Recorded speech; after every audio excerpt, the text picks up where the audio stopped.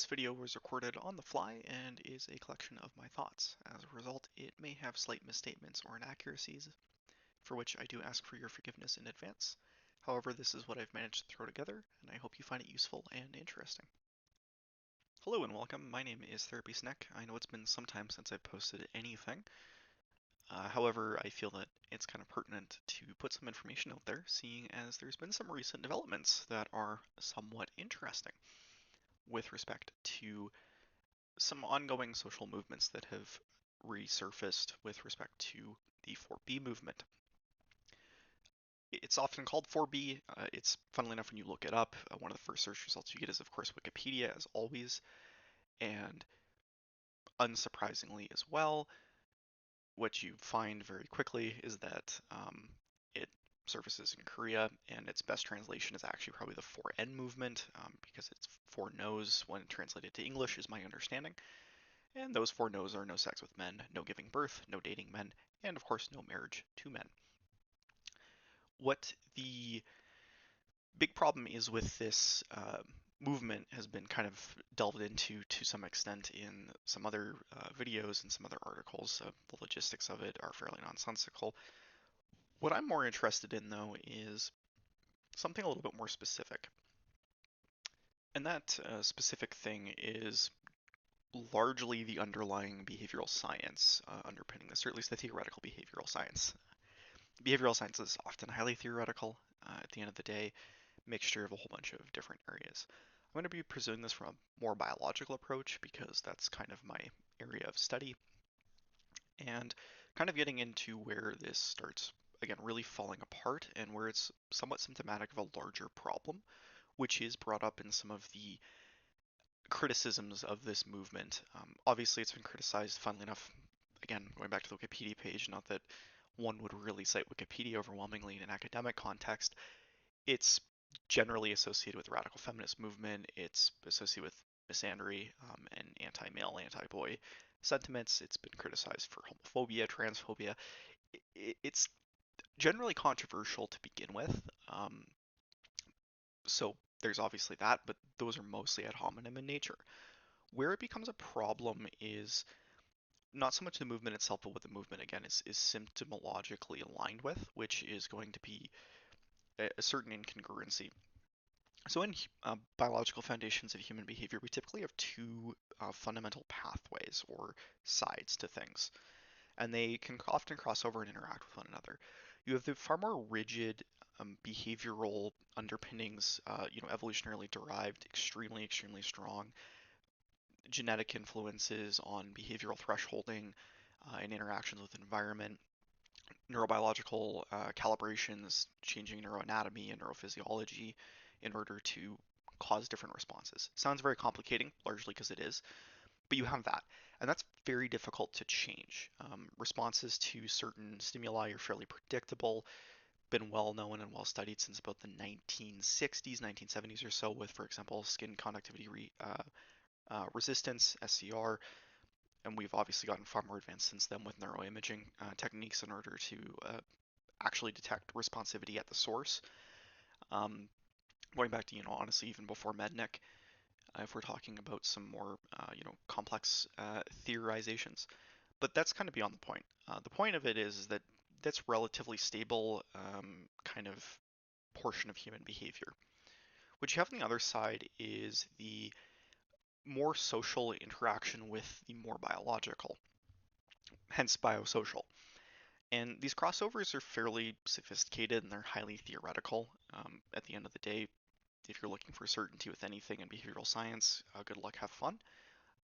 We've gotten a lot better at things, of course, with time, but of course nothing is assured. So you have the second path, which is more social interaction. Now, what's very important about these things is that social interaction is going to be based on things like behavior and emotion, which are far more sophisticated than simply just, oh, it's behavior and emotion, getting into psychodynamics kind of thing.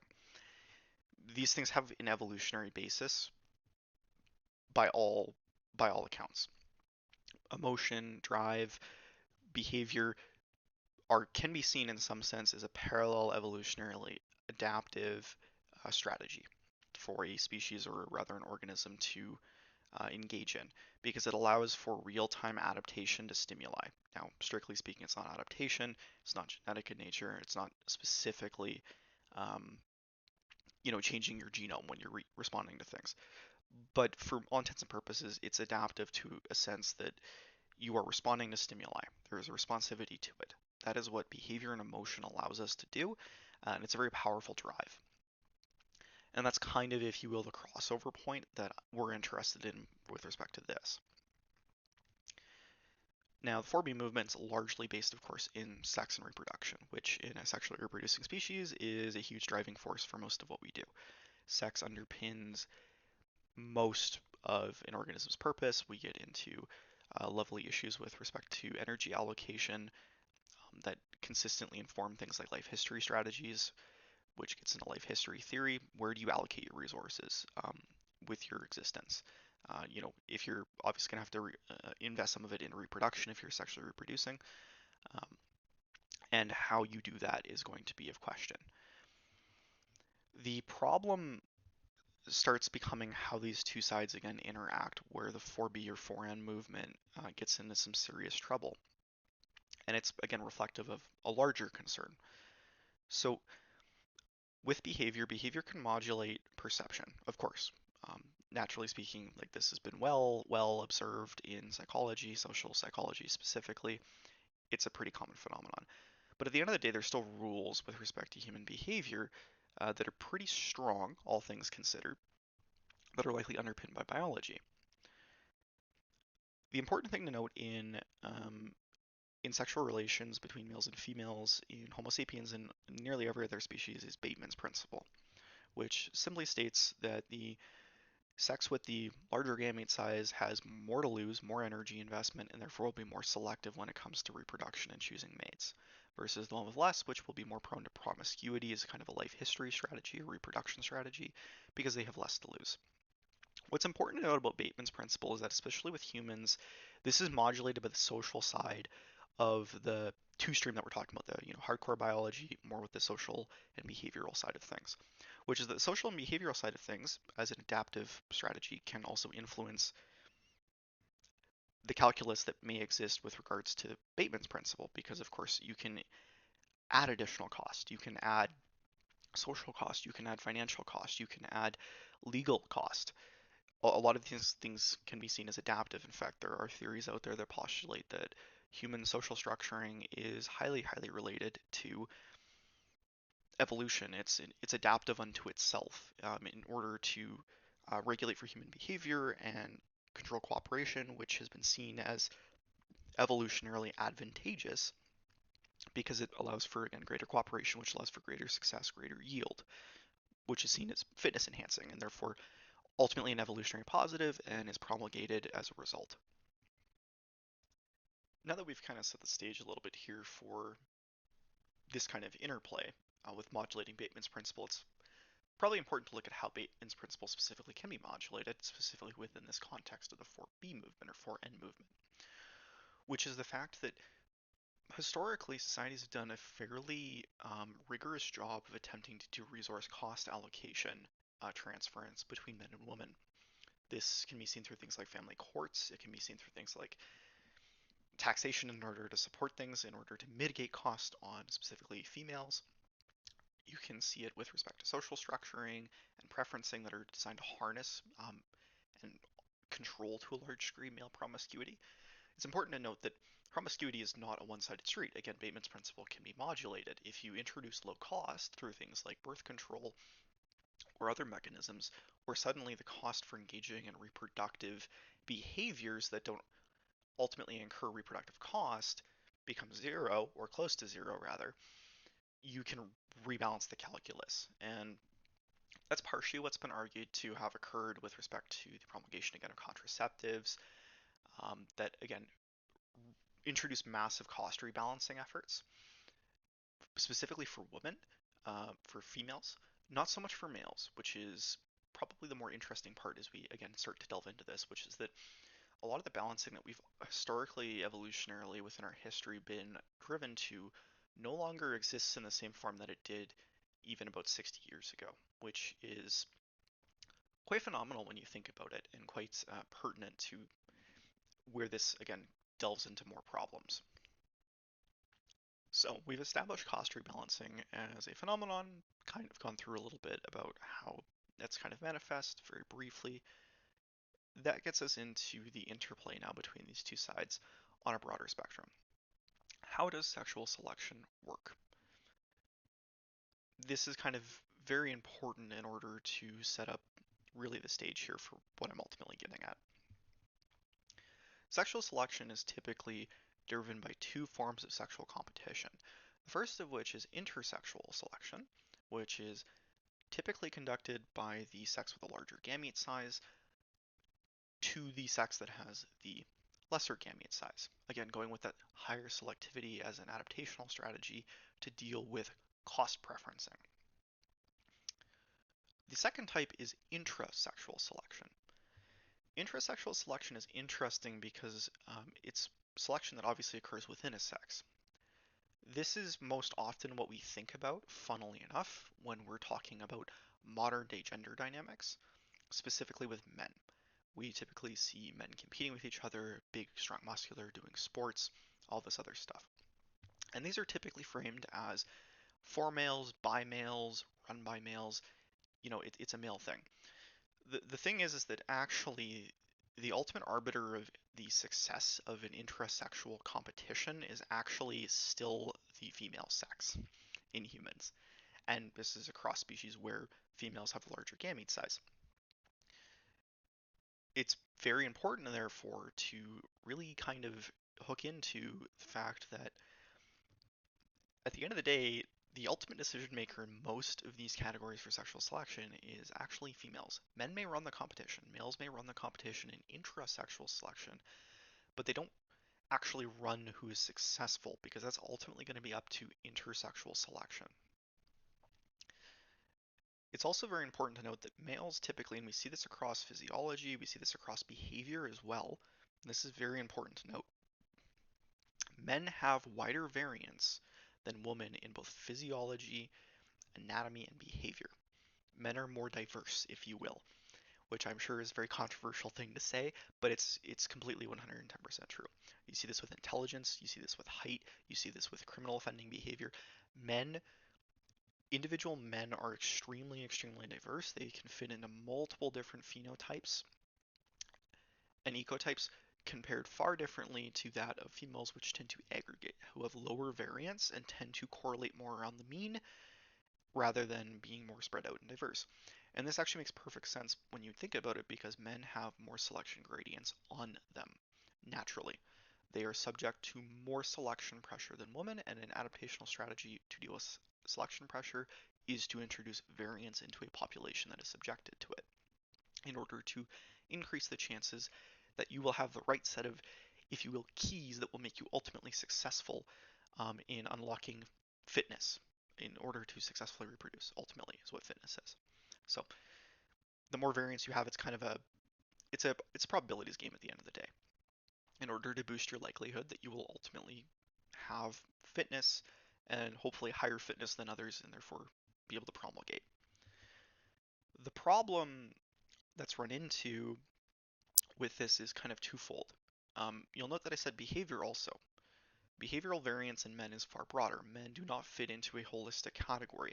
This is where concepts, for example, like toxic masculinity or general male aggression or criminality, it becomes very, very uninformed when you get into the data because actually men have far wider variance. Making generalizations about them is very inaccurate in most cases because, again, far higher variance. You would actually be better off making generalizations about females than you would about males based on this principle alone, simply because women have lesser variance in both behavior and in actual physiology. All very important things to note.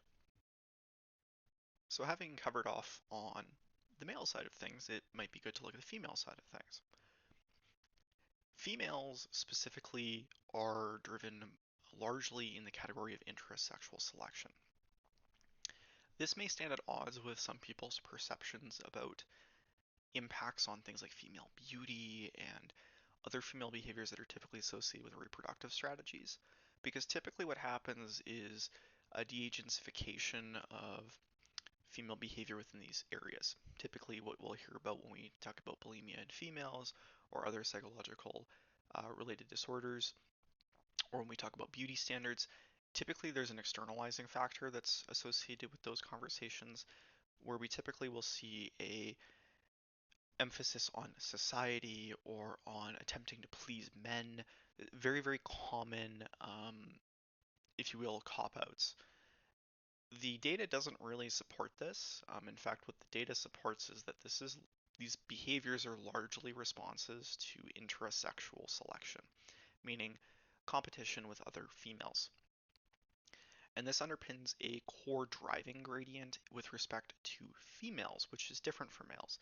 Males are very interested in getting reproduction because reproduction is not as guaranteed in males as it is in females. Males have far higher variance with respect to reproductive success. Some will likely never reproduce and not an insubstantial amount. Others will extensively produce and have very high fitness. Others will be kind of somewhere in between. Females generally, obviously there are outliers, but females generally stay within a far tighter range, again going to that lower variance, and typically can expect a generally steady chance of successful reproduction, which makes sense again for high cost reproduction, which we see in humans. So this then begs the question, what are women competing for then? Female behavior, when you look at things, generally speaking, is driven, or rather gradients prefer, an increase in selectivity control. Control over reproduction is what is favored. This, again, begins to make a lot of sense when we take a look at a lot of female social behavior and a lot of modern female dating behavior, whether that be the promulgation and interest in only dealing with people online to begin with, having very high rigid controls on entry, and engaging in serious focal concern on anything seeming to impact reproduction. Now, a lot of these in modern times are framed as, well, women just bear the cost, but it's a little bit deeper than that. Selection gradients quite literally favor these kinds of behaviors in females. The more control that is exercised, that increases your selectivity, which allows you to select for variances that you prefer. Again, has a very strong basis evolutionarily in producing, hopefully, viable offspring that will be competitive and hopefully fit themselves when they reach maturation. This tends to drive pathologies in female intrasexual selection. They are competing for access and they're competing for among themselves, and they're competing for the ability to therefore have greater selectivity. They get their pick of the lot, if you will. That is the preferencing in intrasexual selection in women, and it of course can be quite brutal. So now we've explained a little bit of intrasexual selection, a bit of intersexual selection, the differences between the two sexes with these two systems. With intrasexual selection between the two sexes. And then what we're now kind of left with is the matchup. Let's say in our system, we have a female who selects a male. Male successfully completes, intrasexual competition. Woman has enough intrasexual, preferencing that they have access and ability to do selection. Intersexual selection occurs. The male is selected by the female. The principle that drives actual successful mate pairing, which in humans long-term mate pairing is generally seen as the most fit. It produces the most healthy offspring because they're not subject to what we would now conceptualize as adverse childhood experiences, ACEs. They incur more stability, better health overall. There's a lot of research out there about single parent households that is completely overwhelming with respect to the evidence. So generally speaking, long-term mate pairing is preferable in humans. Long-term mate pairing success is driven by assortative mating principles, which are complex, but they're also grounded in a fair level of what we would call true signaling. Things that you can't really fake. You can fake for example, the perception of being materially wealthy by renting cars and those kinds of things that are fancy, but at the end of the day, long-term mate pairing, that's going to get called out almost immediately. You can't really fake that signal. And even when you can, it's still very difficult to do meaningfully. Same with intelligence. you females in particular well known to look for humor, and that's because humor is a very hard thing to fake, and it typically requires a higher level of intelligence, um, and again, a certain level of nuance and navigability that is very hard to fake. What people are looking for, specifically females are looking for in intersexual selection, is largely going to be a comparison of self to the other, female to the male, and they're looking for some level of alignment within reason. That's again behind the principles of assortative mating, and they're doing that through looking for what we would call true signals or costly signaling, things that are very hard to fake and require a large amount of resources in order to actually do. The problem is that perception of self portion that deals with females. Female behavior is largely driven by other women, including things like sense of worth and all of that fun stuff. This is where you get into probably concepts such as, for example, pecking orders and other kinds of phenomenon that have been associated largely with female behavior within the intrasexual competition standpoint. The big problem is that if you embrace social movements or live in a society where cost is very low, promiscuity is very high comparative, and you have high levels of intrasexual competition as a result, what you risk running into, encounter, is an overvaluation of self-worth that can be triggered by dysfunctional intrasexual competition, which results in a misalignment of perception of self with respect to a sort of mating. You have people who perceive themselves as of higher, if you will, mate value than those that they're looking from, and may actually assort or attempt to assort at a higher level than where they actually stand, which results eventually in dysfunctional long-term behavior, behavioral mating. The relationships don't work. And this ultimately leads us to the conclusion, which is essentially what you have is dysregulation. You have the introduction of new social facts with respect to rebalancing of cost under Bateman's principles, with the introduction of things like contraception and the continued increasing of selectivity control behaviors in females, particularly in, for example, the online dating environment, which has been pushed extensively, the near criminalization in some cases of male attempts at courtship or of expressions of interest. And you have these two kinds of reality or fact patterns interact with one another while still keeping intact the underlying assortative mating principles that are now also informed by things like high level of high level social, like cross social interaction in women in the intrasexual realm, where there are a lot of you go girl kind of behaviors and massive overvaluation of self to the point of almost a disconnect with reality. The continual, obviously, elevation of women into positions of social status and social ranking that put them in a elevated place within the social hierarchy, but at the same time often don't go in the counteractive with respect to the fact that assortative mating is, to a certain extent, bidirectional. This is very important to note. It's bidirectional. It's one of the few times that you will get male intersexual selection of women, where men may choose to not invest because of cost preferencing or the realization that any actual meaningful long-term relationship or any actual interest in actual reproduction, not just engaging in reproductive acts, but actual reproduction will not be meaningful because values don't align, because other matters simply other than just social status do not align. And this is important to note specifically with males because males do not select based on social status insofar as it's comparable in females, which is a problem because women are seeking a lot of social status, and so do men in fairness, but the way they evaluate it in the other is very, very different, which is again where you start getting these massive incongruencies for overvaluation on metrics that are not actually meaningful to the other side of the equation. And this just feeds even more into the dysregulation side of things. At the end of the day, what's concludable is the fact that the 4B movement in some ways is a kind of encapsulation in some sense of this dysregulation. It promulgates high levels of kind of social influence that, funnily enough, haven't actually existed for some time. because this has been an ongoing problem, this dysregulation, and we see it consistently. There are shockingly high numbers of men and women who are not engaging in sexual acts um, anywhere near compared to historical trend lines, despite the fact that we've gotten more promiscuous with respect to media than ever before. And we see more and more men in particular choosing to simply go on the lower variance side. This is really starting to drive a lot of problems that are certainly subjectable to further discussion.